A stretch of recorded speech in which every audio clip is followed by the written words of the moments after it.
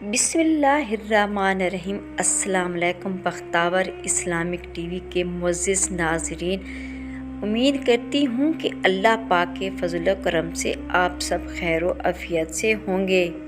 آج کی ویڈیو میں ہم بات کریں گے کہ ابو جہل کی لاش کیوں بولتی رہی۔ ابو جہل وہ بدبخت کافر تھا جس نے ساری زندگی نبی کریم صلی اللہ علیہ وسلم کو تکلیف اور دکھ کے علاوہ کچھ نہ دیا۔ فرعون اور نمرود کی موت کی طرح ابو جہل بھی کتے کی موت مرا۔ حضرت عبد الرحمن بن عوف رضی اللہ عنہ سے مروی ہے کہ جنگ بدر کا میدان لگا ہوا تھا کہ معاذ اور معذر رضی اللہ تعالیٰ عنہ میرے پاس آئے۔ انہوں نے مجھ سے دریافت کیا کہ چچا جان، ان لوگوں میں سے ابو جہل کون ہے؟ میں نے ہاتھ کا اشارہ کرتے ہوئے بتایا کہ وہ ابو جہل ہے۔ انہوں نے کہا، چچا جان، اس ظالم نے ہمارے نبی کریم صلی اللہ علیہ وسلم کو بہت دکھ اور تکلیف پہنچائیں، اسی لیے ہم ابو جہل کو نہیں چھوڑیں گے۔ عبد الرحمن بن عوف رضی اللہ تعالیٰ فرماتے ہیں کہ جو ہی میں نے ان بچوں کو ابو جہل کا بتایا تو وہ بچے بجلی کی رفتار کے ساتھ ابو جہل کی طرف بھاگے۔ انہوں نے ابو جہل پر ایک زوردار ضرب لگائی۔ ان کی پہلی ہی ضرب سے ابو جہل اونٹ سے نیچے گر گیا۔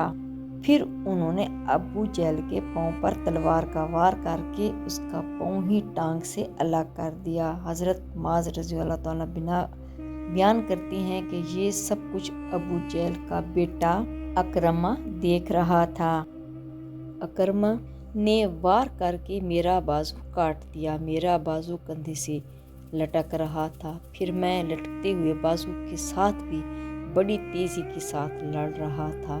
جب بازو نے مجھے بہت زیادہ تنگ کرنا شروع کیا تو میں نے بازو کو اپنے پاؤں کے نیچے رکھا اور زور لگا کر بازو کو اپنے تن سے جدا کر دیا۔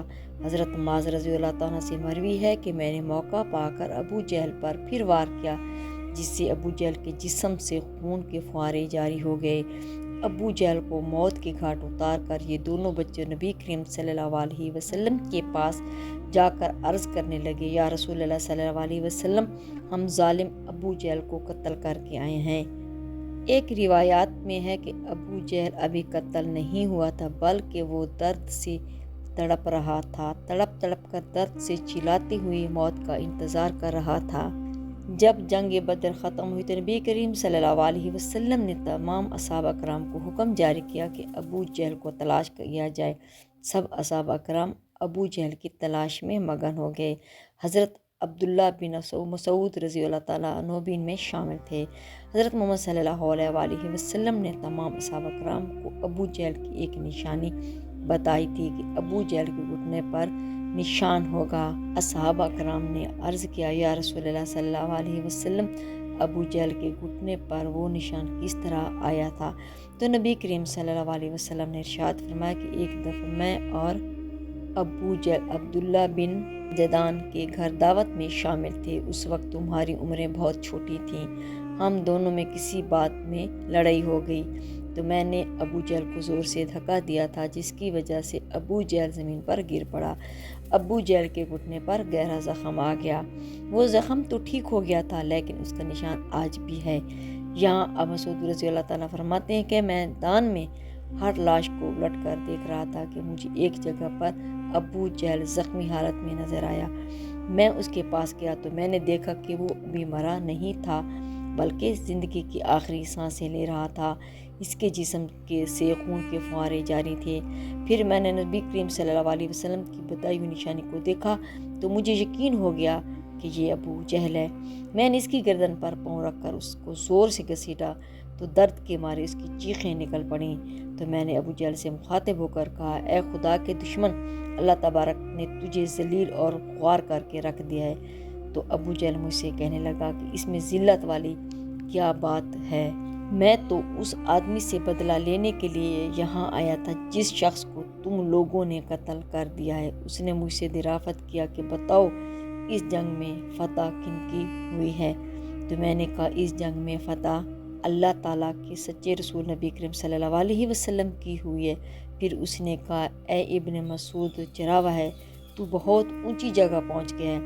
دوسرا قول یہ بیان کیا جاتا ہے کہ حضرت عبداللہ بن مسعود رضی اللہ تعالیٰ نے بیان کیا کہ میں نے ابو جہل سے کہا کہ تیرا قاتل میں ہوں، تو ابو جہل نے کہا کہ نہیں، تو اس سے پہلے مجھے کوئی قتل کر گیا ہے۔ ایک قول یہ بھی بیان کیا جاتا ہے کہ جب ابن مسعود رضی اللہ تعالیٰ عنہ ابو جہل کے سینے پر بیٹھ کر کہنے لگے، اے اسلام کے بدترین دشمن، تم تو فرعون سے بھی زیادہ بدبخت نکلے۔ فرعون نے بھی مرتے وقت اپنی غلطیوں کو مان لیا تھا کہ میں غلط تھا، لیکن تم تو مرتے ہوئے بھی اسلام کے خلاف بکواس کر رہے ہو۔ یہ سن کر ابو جہل نے جواب دیا کہ اپنے آقا حضرت محمد صلی اللہ علیہ وسلم کو جا کر میرا یہ پیغام دینا کہ ابو جہل تو اس دنیا سے چلا گیا ہے، لیکن وہ ایک پیغام دے گیا ہے کہ حضرت محمد صلی اللہ علیہ وسلم کا میں سب سے بڑا دشمن ہوں۔ ابو جہل کی زبان سے یہ سن کر میں نے ابو جہل کی تلوار پڑی ہوئی تھی اس کو اٹھایا اور ابو جہل کے جسم سے اس کا سر جدا کر کے رکھ دیا۔ فرماتے ہیں کہ میں نے جسم سے سر کو جدا کر کے نبی کریم صلی اللہ علیہ وسلم کے پاس لے گیا۔ میں آقا دو جہان صلی اللہ علیہ وسلم کی بارگاہ میں ابو جہل کا سر پیش کرتے ہوئے عرض کیا کہ یا رسول اللہ صلی اللہ علیہ وسلم، یہ لیجیے ابو جہل کا سر۔ تو نبی کریم صلی اللہ علیہ وسلم نے فرمایا کہ قسم اس ذات کی جس کے قبضے میں میری جان ہے، بے شک یہ ابو جہل کا سر ہے۔ پھر آپ صلی اللہ علیہ وسلم نے ابو جہل کے سر کے پاس سے کھڑے ہو کر فرمانے لگے، یہ کافر ابو جہل اس امت کا سب سے بڑا خطرناک اور ظالم فرعون ہے۔ ہر امت میں ایک فرعون ہوتا ہے، جبکہ میری امت کا فرعون ابو جہل تھا۔ اللہ تعالیٰ کا لاکھ لاکھ شکر کہ یہ بدبخت ہلاک ہو گیا ہے۔ اور ایک روایات میں یوں بھی بیان کیا گیا کہ رسول نبی کریم صلی اللہ علیہ وسلم نے شکرانے کے نفل ادا کیے۔ نبی کریم صلی اللہ علیہ وسلم کے فرمانے پر ابو جہل کی لاش، سر اور قریش کے 24 سرداروں کو ایک کنویں میں پھینک دیا گیا۔ اس کے بعد نبی کریم صلی اللہ علیہ وسلم 3 دن تک میدان بدر میں رہے اور جاتے ہوئے اس کنویں پر بھی گئے جہاں کفار مکہ کی لاشیں پھینکی گئی تھیں۔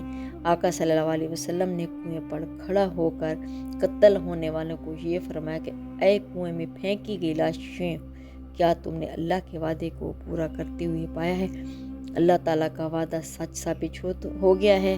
حضرت انس رضی اللہ تعالیٰ سے مروی ہے کہ نبی کریم صلی اللہ علیہ وسلم نے آدھی رات کے وقت یہ ان تمام لاشوں کے نام لے کر فرمایا، اے ابو جہل ابن ہشام، اے عتبہ بن ربیع۔ اسی طرح نبی کریم صلی اللہ علیہ وسلم نے سب کنویں میں پھینکی گئی لاشوں کے نام لیتے ہوئے فرمایا کہ کیا تم نے رب کا کائنات کا وعدہ پورا ہوتے ہوئے دیکھ لیا ہے؟ کیا تم نے اپنے خداؤں بتوں کا وعدہ سچ پایا؟ میرے خدا نے جو مجھ سے وعدہ کیا تھا وہ سچ ثابت ہو گیا۔ اس پر اصحابہ نے پوچھا، یا رسول اللہ صلی اللہ علیہ وسلم، آپ صلی اللہ علیہ وسلم لاشوں سے کیا باتیں کر رہے ہیں؟ تو نبی کریم صلی اللہ علیہ وسلم نے ارشاد فرمایا کہ جو باتیں میں ان سے کر رہا ہوں تم ان لاشوں سے زیادہ کچھ نہیں سنتے، بس یہ لاشیں بول نہیں سکتی ہیں لیکن سب سن رہی ہیں۔ ایک روایات میں ہے کہ بعض علماء کرام نے یہ بات بیان کرتے ہوئے کہا کہ تم لوگوں نے مجھ سے دشمنی کی، بلکہ دوسرے لوگوں نے مجھ سے دوستی کی۔ تم نے مجھ کو میرے ہی شہر سے نکال دیا، دوسرے لوگوں نے مجھ کو اپنے شہر میں پناہ دی۔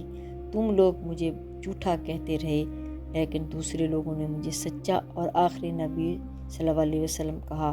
تم لوگوں نے مجھ کو بے شمار تکلیفیں دیں، لیکن دوسرے لوگ میری تمام پریشانی میں شریک رہے۔ اس کے بعد نبی کریم صلی اللہ علیہ وسلم نے فرمایا کہ میں نے اپنے رب کائنات کے وعدے کو سچ پایا ہے۔ اسی طرح ابو جہل اپنے انجام کو پہنچ گیا۔